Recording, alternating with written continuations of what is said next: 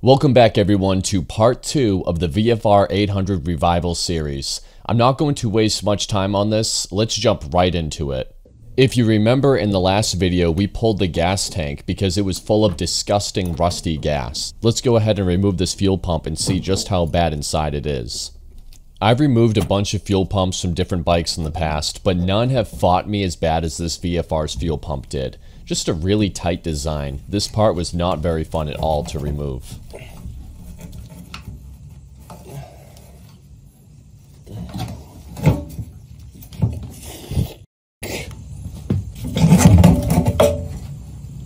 Ugh. I got a bunch of rusty gas in my eye and my shirt. Well, this stuff is nasty. Look at that. Oh man, look at that. Holy smokes, it's like sludge. Here's the pump. Wow. That is bad. That is so much worse than the SV650. Okay, between getting this stuff in my eye and mouth and ruined a brand new shirt, I can confidently say that this stuff is genuinely making me want to throw up now. Absolutely disgusting. This is what happens to your gas when you let it sit for years, and this is a prime example of how letting a bike sit is one of the worst things you can do.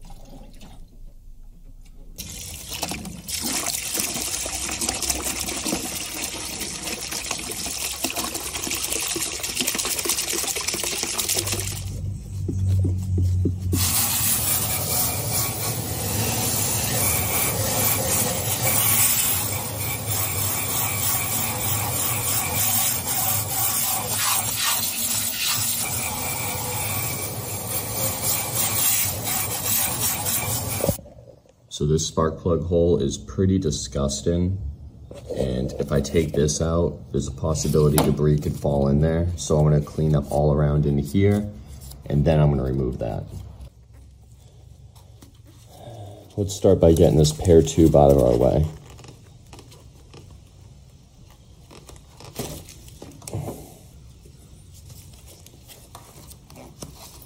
Give us a little bit more room to work around here.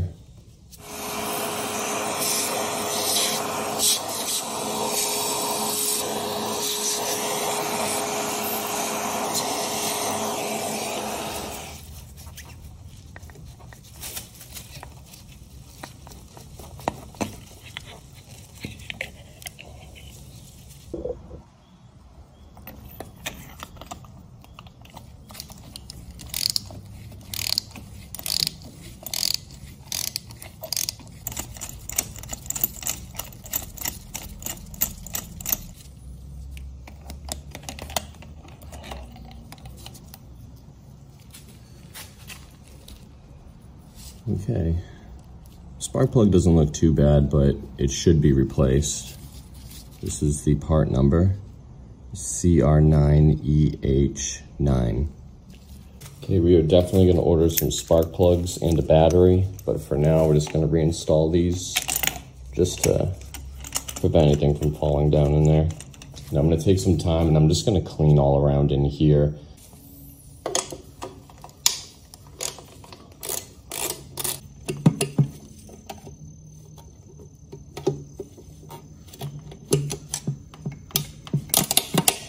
Oh, I broke the neck. Oh, that's annoying. I can't believe I just did that. Well, no sense in trying to fix it now. I messed up. I broke this cap off. I mean, this plastic's super brittle anyway, but that's my fault. I should know better. Oh well. These aren't too expensive. Just going to have to order another one. And honestly, inside here is pretty disgusting. So I popped this hose off, just put some tape on it because this hose is the exact same as that hose, but I'm pretty sure they go somewhere else. So pop this one off, put some tape on it to identify. And I'll take this hose off too. Those two are disconnected.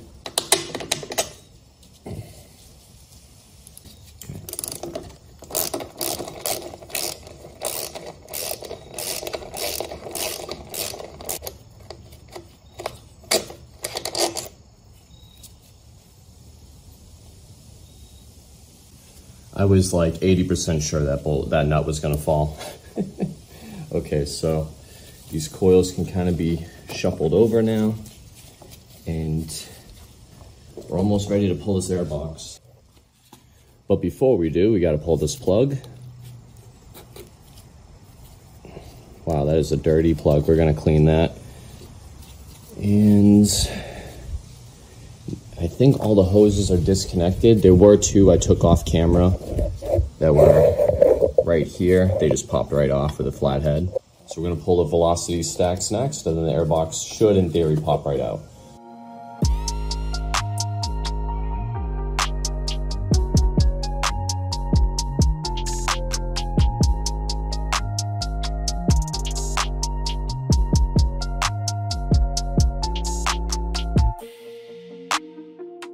So now, in theory, this whole thing should lift up.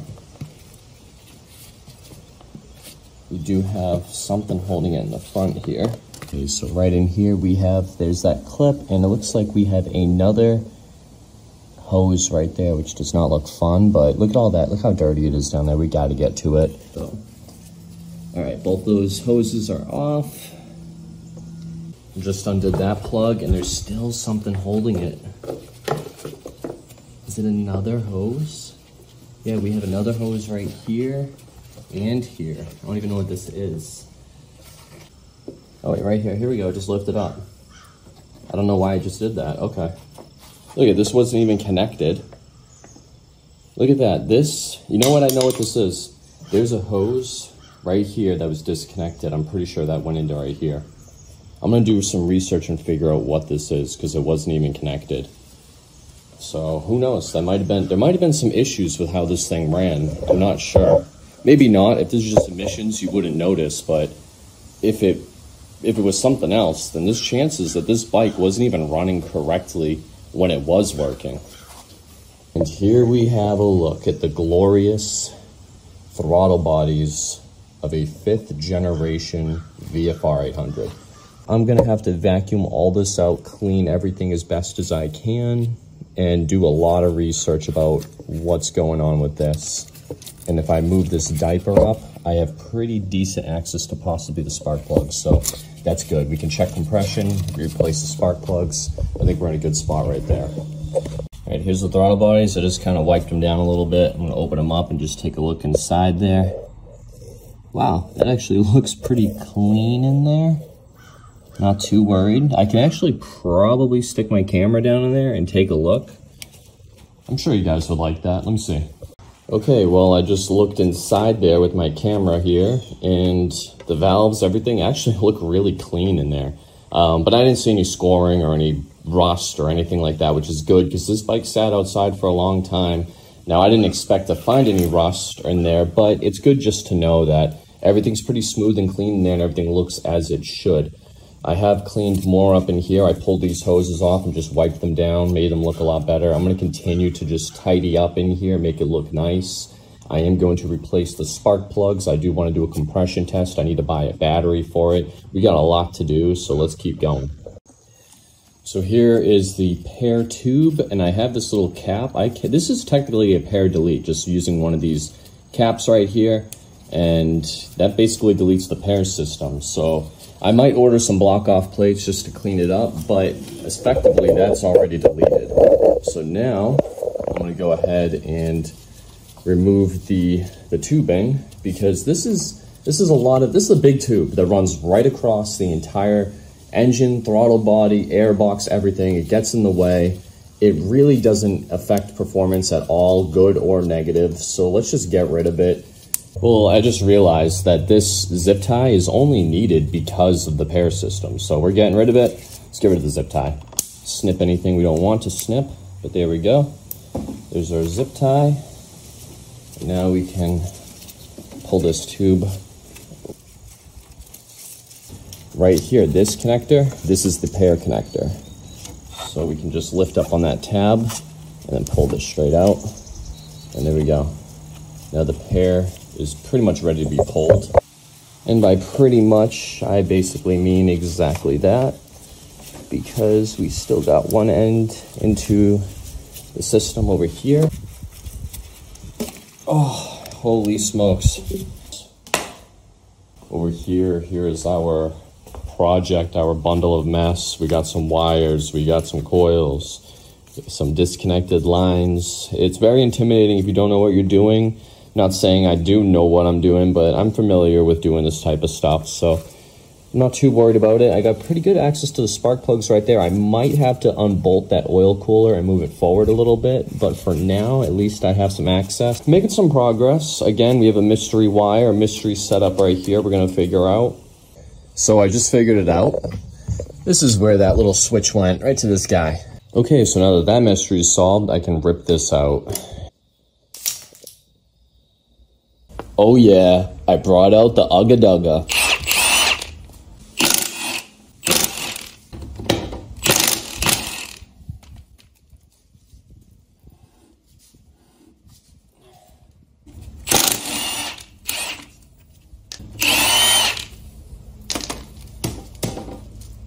Look at that, still stuck. Hopefully I don't drop the bike here, but there we go. Now, you get the fun job of contending with the exhaust. Gotta love it, Honda. You put a single-sided swing arm so you can remove the back wheel easy, but then you put an exhaust right in the way so you can't remove it easily. I just don't even know what to say about that. Let's get this exhaust out of here. I'm telling you guys, if you don't have one of these, buy one.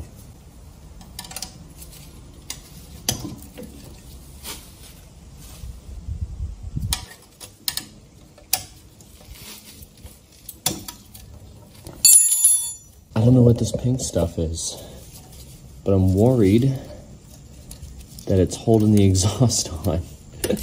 Oh no. Oh no, this could be a nightmare. Oh man, it's actually moving from the header. I don't know. I can move the exhaust like this. That should give me the room I need. Move this out. There we go. This is what we call a locked caliper. This has been locked for a while too, and I know that because if I run my fingernail right here, there's a lip, which means this has been ground away pretty good, probably from, I don't know if that's just from us pushing it to the trailer and everything, or if they actually rode on it like this. I'm not sure, but not good. Either way, I think a new disc is probably in our future here.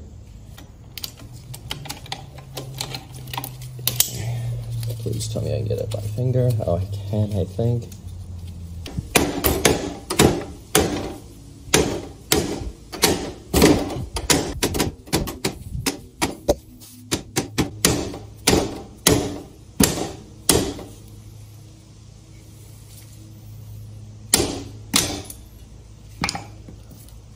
Wow.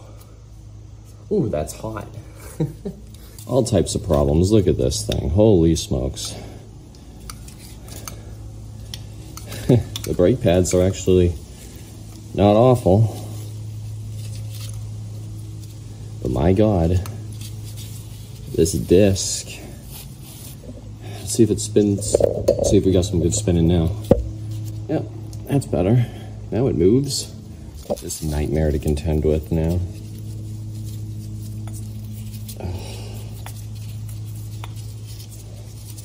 Three piston caliper for the rear. What could go wrong? Well, at least they're evenly pushed out. That's good.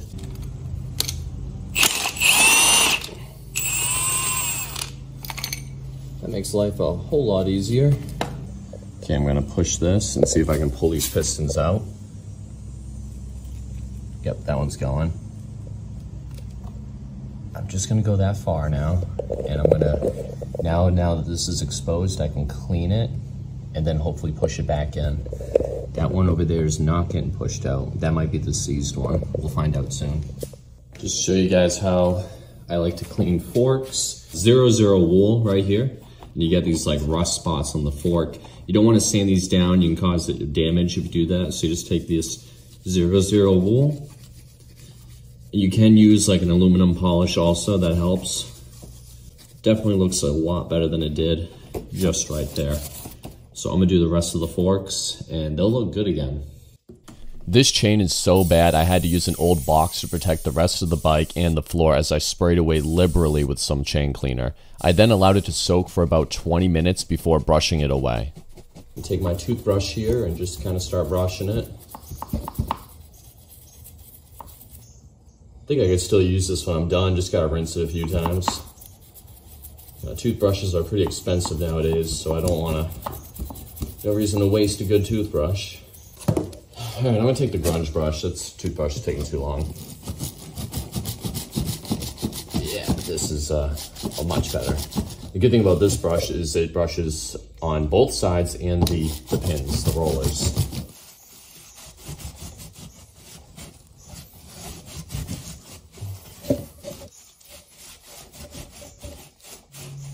All right, that's about as clean as my patience will allow me to get it.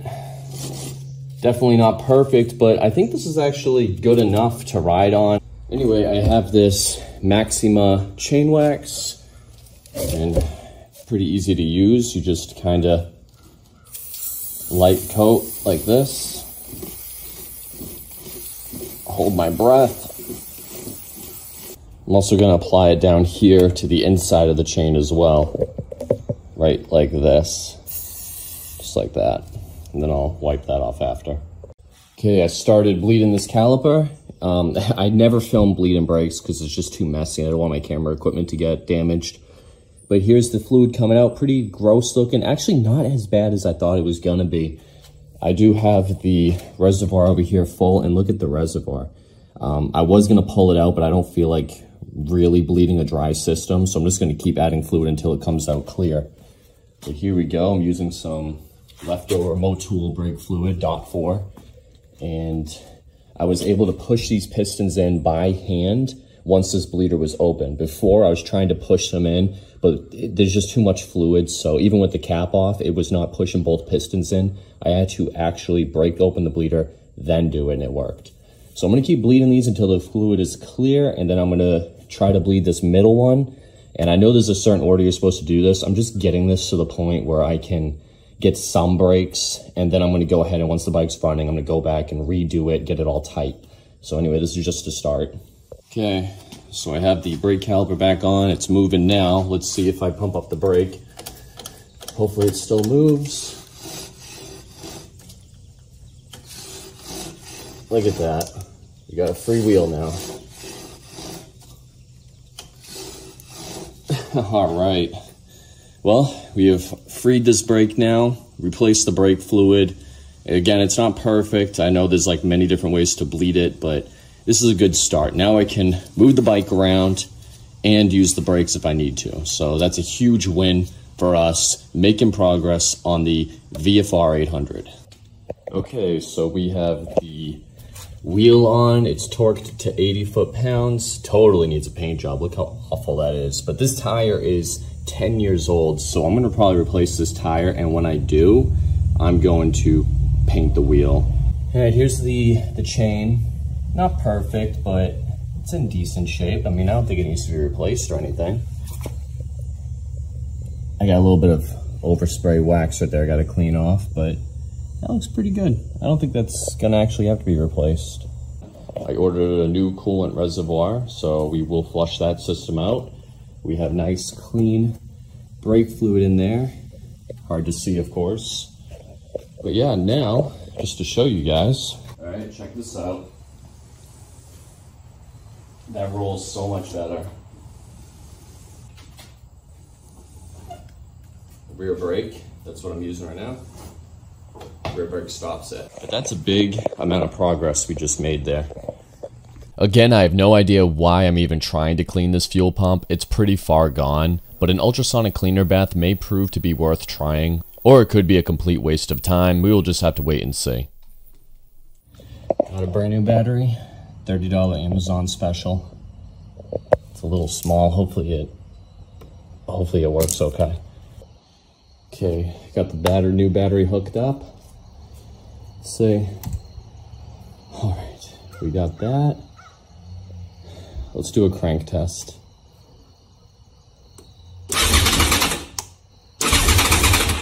Oh, she sounds good. Look at that. We got some headlights. Let's see, do we have low beam, high beam? Okay. How about turn signals? That's the right side. Tail light works. License plate light works. Let's try this one. Got nothing here. Oh wait. Oh, now it's working. That was weird. Okay. See if we got a horn.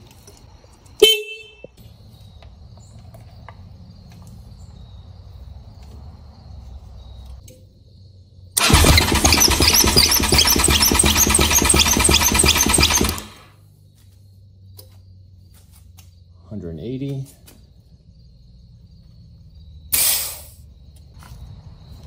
I guess I want to probably take these. Old versus new.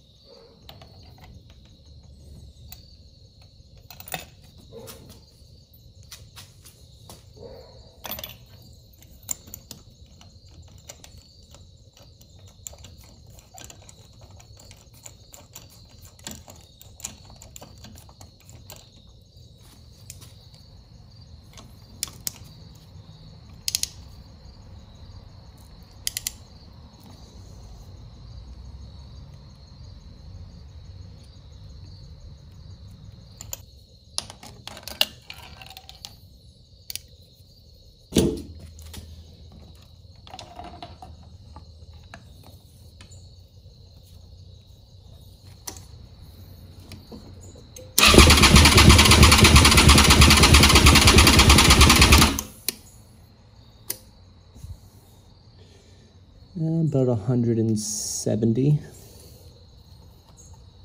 160, okay. All right, so in order to get to these, you gotta unbolt the oil cooler, just 2 8mm right there, and then it swings down and it gives you plenty of room to pop those off.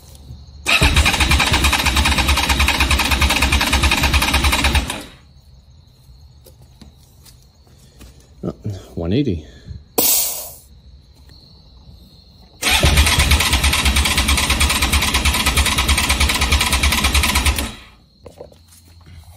Take a look at that. Nearly 200. All right. Well, this cylinder's strong. Also, off camera, I checked for spark and we did have it, so I'm confident that once we square away the fuel tank, this bike should be ready to start. I do want to do a few more things before we get to that point though. However, this video is getting pretty long, so I'm going to end it here. I just wanted to say thank you all so much for watching, and I'll see you in the next one. Take care, and bye-bye. It's a sick news, pull your little arrows out. Let me live my life, the one I'd better lead. All the blondes of fantasies, and we looked at them 11 ways. You said, look at